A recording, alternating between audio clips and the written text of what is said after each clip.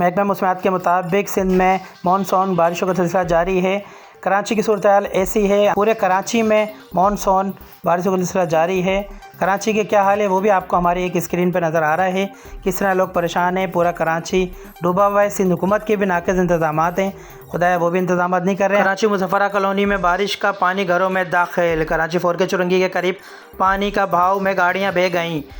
11 है, सजानी टाउन, शाबेग गोट, सेक्टर 7 है, 7C, तमाम कराची के लियाकताबाद टाउन, नागन चुरंगी का एक ट्रक पानी से भर गया, गाड़ियां डूब गईं। साकिया एहसान 5 स्टार चुरंगी, KDA चुरंगी पर नाले पर बारिश का पानी जमा हो गया। सिंध बोर्ड टेक्निकल एजुकेशन के तहत कल होने वाले इम्तहानात मुलतवी। नाज़िमाबाद 3 नंबर पर सड़कें पानी से डूब गईं, गाड़ियों की कतारें। कराची में अब तक 100 मिलीमीटर से ज़ायद बारिश हो चुकी है। मेयर कराची मुर्तज़ा वहाब। कराची में बारिश के 22 सड़कें तालाब का मंजर पेश कर रही हैं। कराची में अब तक 100 मिलीमीटर से ज़ायद बारिश हो चुकी है। मेयर कराची मुर्तज़ा वहाब।